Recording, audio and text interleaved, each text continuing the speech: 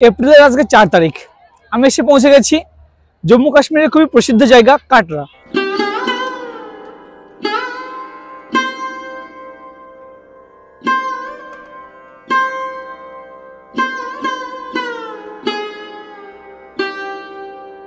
এই কাটরা আসার পরে আমাদের প্রথম কাজ হচ্ছে মাতা বৈষ্ণো দেবী দর্শনের জন্য এই যে পড়ছি বা পাস এটি বার করা।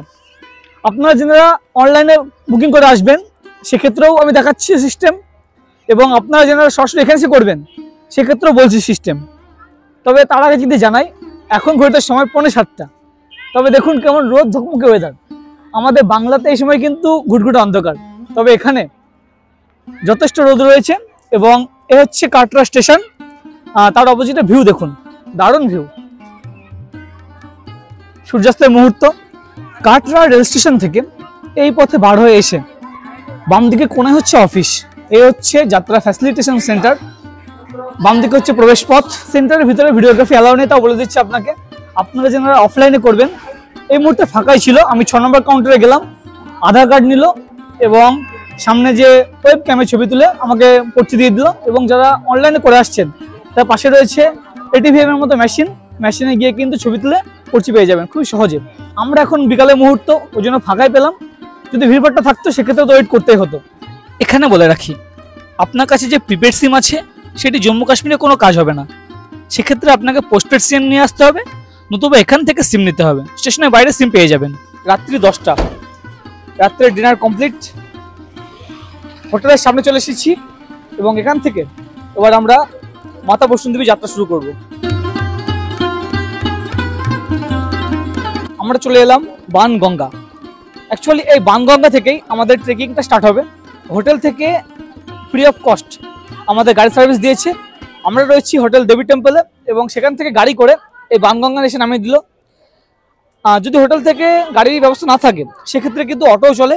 এই বানগঙ্গা অবধি অটোতে আসলে 150 টাকা মতো নেয় রিজার্ভ। এই বানগঙ্গাতে রয়েছে এরকম বিভিন্ন স্টল বা দোকান, যেখানে আপনারা লাঠি থেকে শুরু করে বিভিন্ন জিনিস, পূজনীয় জিনিস পেয়ে যাবেন। আপনাদের প্রয়োজন মতো সেগুলো এখান থেকে সংগ্রহ করে নিতে পারেন। মাতা বৈষ্ণো দেবী একাধিক ভক্তের কাছে একাধিক নামে পরিচিত। কারো কাছে তিনি মাতা রানী, কারো কাছে ত্রিকুটা বা অম্বে মা বা বৈষ্ণবী। এই মাতা বৈষ্ণো দেবী মহাকালী, মহালক্ষ্মী এবং মহা সরস্বতীর সম্মিলিত শক্তি থেকে অবতার গ্রহণ করেছিলেন। বানগঙ্গা থেকে ভবন অবধি প্রায় 14 কিলোমিটার। আমাদের ইচ্ছে আমরা ভবন অবধি এবার পায়ে হেঁটে যাত্রা করব। আপনাদের সঙ্গে যদি বয়স্ক লোক থাকে বা আপনারা পায়ে হেঁটে স্বাচ্ছন্দ্য বোধ না করেন, সেক্ষেত্রে এখানে আছে একাধিক অপশান। এখানে পালকি আছে, পনি আছে বা পিঠো আছে, এবং সে সমস্ত বুক করার জন্য রয়েছে প্রিপেড বুকিং কাউন্টার। আপনারা সেখান থেকে বুকিংটা সারতে পারেন। এর কেমন কি ভাড়া আছে আমি স্ক্রিনে দিয়ে রাখছি, আপনারা পজ করে একটু দেখে নিতে পারেন।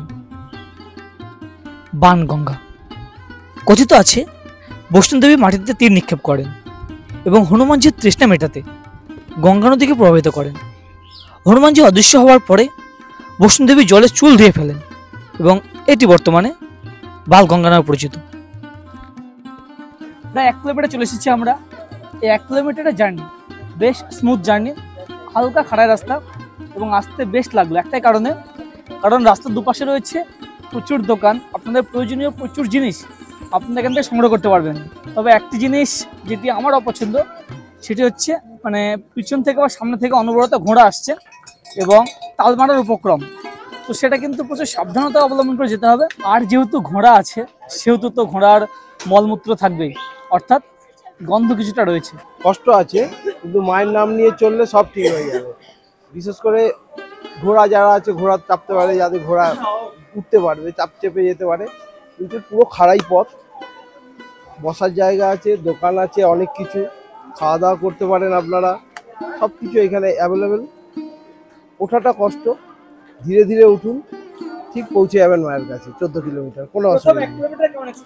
এক্সপিরিয়েন্স ঠিকই আছে, একটু ঘোড়াগুলো যাচ্ছে আসছে, গায়ের মধ্যে চেপে যাচ্ছে, এটুকু ছাড়া এমনি ভালো, বেশ মজাই লাগছে, মনে হচ্ছে একটা মেলার মধ্যে দিয়ে যাচ্ছে। বানগঙ্গার পরেই এই চরণ পাদুকা মন্দির।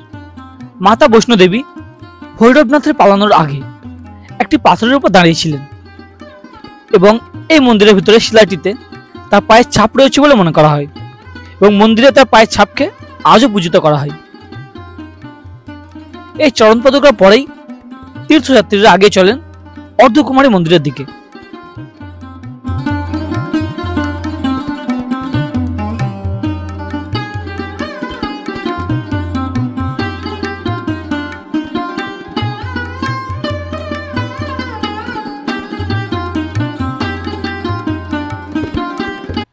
চরণ পাদুকা মন্দির দর্শনের পরে তীর্থযাত্রীরা আগে চলেন অর্ধকুমারী মন্দিরের দিকে।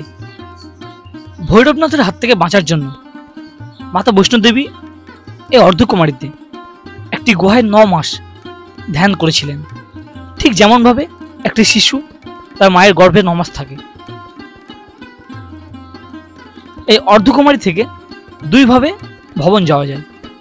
আমরা আগে চলেছি কিছুটা নতুন রাস্তা পথে হিমকোটি হয়ে। এই অর্ধকুমারী থেকে ভবন অবধি রয়েছে পণি, পিঠো বা পালকির বন্দোবস্ত। আপনারা চাইলে এখান থেকেও বুকিং করতে পারেন। আমি কেমন কি ভাড়া রয়েছে স্ক্রিনে দিয়ে রেখেছি, আপনারা পজ করে দেখে নিতে পারেন। এছাড়া এই অর্ধকুমারী থেকে ভবন অবধি রয়েছে ব্যাটারি গাড়ির বন্দোবস্ত। সেটি আপনারা অনলাইনে বুকিং করতে পারেন বা অফলাইনে বুকিং করতে পারেন। অফলাইন কাউন্টার সকাল 8টার পরে খোলা হয়। অর্ধকুমারী থেকে ভবন পর্যন্ত রাস্তা প্রায় 5.5 কিলোমিটার, তবে রাস্তা হাঁটতে বেশ স্বাচ্ছন্দ্যকর। এই হিমকুটি হয়ে রাস্তাতে এখানে কিন্তু ঘোড়ার উপদ্রব নেই বা রাস্তায় কিছুটা দুর্গন্ধও নেই। বেশ খানিকটা পথ যাওয়ার পরে দেখা মিলল মাতা বৈষ্ণোদেবী মন্দিরের এক অন্যরকম অনুভূতি। কথিত আছে যে ভৈরবনাথ একজন বিখ্যাত তান্ত্রিক একটি গ্রাম্য মেলায় যুবতী বৈষ্ণোদেবীকে দেখেছিলেন এবং তার কামনায় পাগল হয়েছিলেন। বৈষ্ণোদেবী তার লালসা থেকে বাঁচতে ত্রিকুটা পাহাড়ে গমন করেন। পরে তিনি মহাকালীর রূপ ধারণ করেন এবং একটি গুহায় তার খড়গ দিয়ে ভৈরবনাথের মাথা কেটে ফেলেন। অধ্যাপক এবং লেখক ট্রেসি পিচম্যান্ট গল্পটি এভাবে বর্ণনা করেন। গতকাল রাত্রি 10টায় হোটেল থেকে বার হয়ে এই 14 কিলোমিটার পথ ধীরে সুস্থে আসতে আমাদের হয়ে গেল পরদিন সকাল।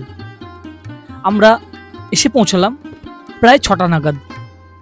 ধীরে সুস্থে থেমে থেমে আমরা এসে পৌঁছেছি এবং শেষমেশ আমরা ভবন অবধি পৌঁছতে পেরেছি। এটাই আমাদের অনেক। 14 কিলোমিটার পথ আমরা গোটাটাই পায়ে হেঁটে পৌঁছেছি। এখানে বলে রাখি, সকাল 6টা থেকে সকাল 8টা অবধি মন্দিরের দরজা বন্ধ থাকে।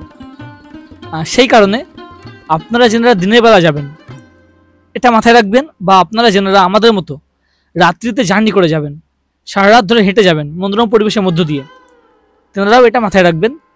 মন্দির কিন্তু সকাল 6টা থেকে 8টা অবধি বন্ধ থাকে। তো আপনারা সকালবেলা পৌঁছে কিছুটা রেস্ট করতে পারেন এবং তারপরে 8টার পরে পুজো দিয়ে আবার নিচের দিকে নামতে পারেন। ভবন থেকে ভৈরবনাথের মন্দির বেশ খানিকটা উপরে এবং এটুকু যাবার জন্য এখানে রয়েছে রোপওয়ের বন্দোবস্ত।